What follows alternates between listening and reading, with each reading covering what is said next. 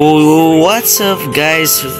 Welcome back sa panibagong video na kung saan maglalaro ulit tayo ng Minecraft Survival Let's Play. So ngayon maglalaro na tayo nito nandito na tayo sa isang malaking mundo na kung saan hindi na tayo delikado, hindi na tayo basta-basta madedelicates kasi kaya po nagpa-deads po talaga ako dun sa mundo natin last episode. Hindi ko po gusto yung world. Hindi ko na po gusto lugar natin doon. Bukod sa ano siya dito, medyo yung place napakahirap niya po, snow po siya. Snow biome po siya. Wala nang problema po sa snow kung if survival lang tayo, kaya naman natin Kung kasi hindi tayo survival lang tayo, hardcore tayo So ngayon pala magsisimula na ako sa pagpapatay ng mga kailangan patayin kasi hindi po biro ang Minecraft Survival Let's Play. Kung ano naman po siguro yan na ang Survival Let's Play ay hindi po siya biro. So we can do our first build na siguro. Teka lang muna to.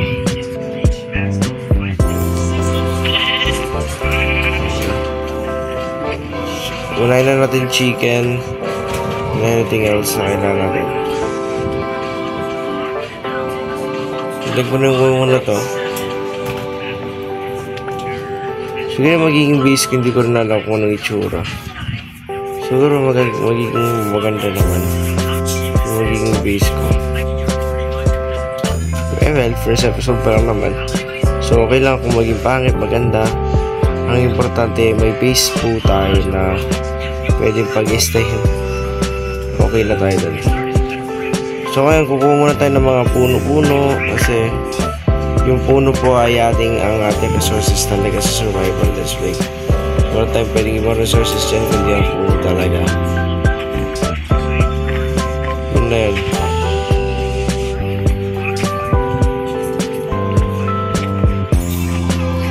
Wait lang nga, ang brightness napakalupit Lupit ng brightness at napakadilim, hindi ko makita. Ayan, okay na yung brightness. Niliwanag ko lang po ng konti. Yung brightness wala po talaga akong makita kasi so paano magdadaro na wala nakikita magandang brightness. So ang kailangan ko lang naman ngayon ay isang malupitang bahay talaga. Ito na talaga yung panimula. Kaya ko naman yung survival let's play na hardcore actually. Kaya nga full energy ako sa paglalaro ng Minecraft survival na hardcore So ayun, dahil energetic tayo, gusto ko yung survival let's play na hardcore. Hanap tayo ng pwedeng maging base natin na bundok. Yung parang tayo sa first na build natin na bundok parang talaga yung base natin. Okay, bago tayo maghanap ng bundok, kailangan ko ng mga ship muna na ating gagamitin as food resources. So siguro itong dito. Okay na ba sa inyo itong bahay na to? Ewan ko. Feeling ko okay na rin naman to. Gusto nyo ba na nakatago yung base natin o nakalabas? Pero okay din naman yung nakalabas siya. Since na, oh my goodness, since na okay lang naman yung mundo, ilabas na natin So feeling ko ilalabas ko na lang yung base ko. Since na itong dito nga malawak O di ba malawak ito, kita nyo naman. Pwede tayo gumawa ng anything else dito. Okay, may ship. Kailangan muna ng bed. Yung muna. Secure natin muna yung bed. Kasi kapag may bed ka na, you can do anything na. So okay, hanap tayo ng bundok na pwedeng tirahan natin. Okay, siguro okay na to. Ito, nakikita ko na to. Okay na to para sa isang bahay na maliit. Okay, we can make a house over here. So we can make some stick and dog and then sila sharpen. Okay guys, ito ngayon ang kakalkalin natin. Madali lang po gumawa ng bahay gamit ng bundok. So ang plano ko muna po ngayon ay ang paggawa ng bahay sa bundok. Ganun pa rin yung magiging base natin kasi sabi ko hindi natin siya masyadong babaguhin. So ganito pa rin yung magiging base natin ngayon. Dito pa rin siya. Alas wala kayong masabi na ako hindi yan kaya po iniwan po ninyo, napapangitan po kayo sa build ninyo last video. Okay, kalma. Hindi po napapangitan dun sa parang cave na design na ginawa ko po sa base ko. Unang-una yun. Hindi po ako napapangitan doon. Ang yun ko lang ay yung mismong ginawa ko talagang ano. So ngayon we have some crafting table naman. We can mix some sticks, so we can make some sticks again. Siguro stone pan. Stone na natin to. Since na may stone na tayo dito, mag-stone na rin ako na weapon siguro. So gagawa muna ako ng anong tao dito, bed and then anything else dito kasi we can unbed and something like that para magpag-upgrade tayo. Oh, meron na nga tayong ano dito. Ayun na yun, diba? As always na nakikita nyo sa gilid na yan, ibig sabihin hindi po nag-cheat si Kuya Dion. At ibig sabihin nakikita nyo yan ay, ang ibig sabihin po yan ay, yan pa lang talaga yung nakikita ko. Kasi gusto ko sa ano ko ngayon guys, sa itong hardcore na to, may pakita ko lahat ng ginagawa ko. Without sinasabi palagi yung babalikan ko kayo. Kasi guys, mahirap po ang hardcore din. At nga po ako nahihirapan po sa hardcore. Ang hardcore ay isang survival let's play. Bili natin siya, isa din siya survival let's play na kung saan ang hardcore ay hindi siya piro. O diba? So ngayon, so sobra na tayo sa food source niyan. Dahil lahat ng ating kukunin ay galing na ngayon dito. So siguro tatakpain ko naman ng ano yan, ng dirt yan. Din ko cobblestone na lahat yan actually. Cobblestone na po lahat yan. So ito muna yung magiging kahoy natin or foundation. Ito muna yung magiging foundation natin.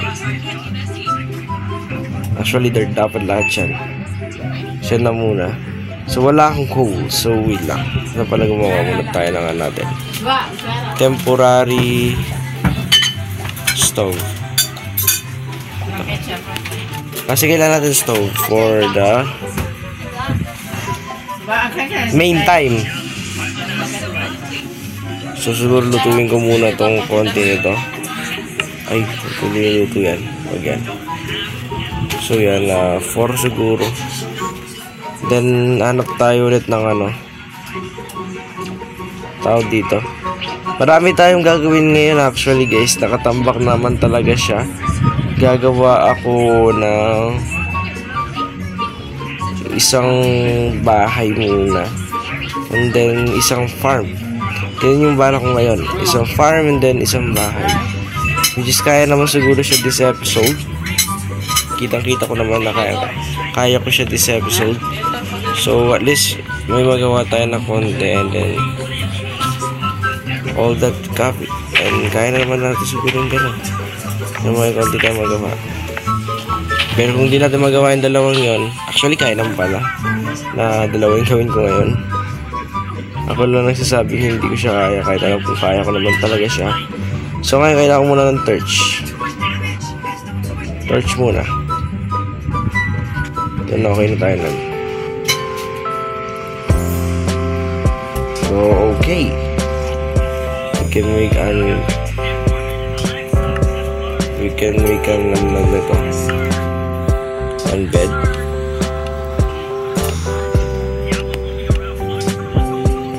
Torch muna syempre. Hindi po mawawala yung torch kasi kailangan ko ng torch. And bed. Tulog muna tayo guys, tulog. Ang gagawin ko muna nito guys, gagawin ko muna to. Makikita nyo to. Gagawin ko muna siyang siguro gagawin ko siyang ano muna, yan to. Ang ganda bang ganyan siya, diba? Mas maganda kapag ganito siya. So magiging ano muna to, wood. So ganito siya niyan. So bali ito, ayan, sakto nga pala siya. Mali pala siya, hindi siya sakto.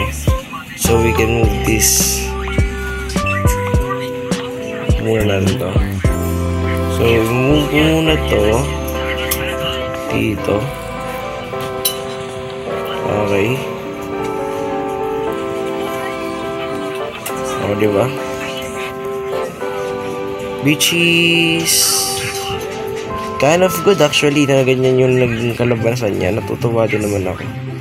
So ngayon, ang mangyayari dyan, dahil ganyan yung magiging kakalabasan niya, by side, bibigyan ko siya ng ganyan.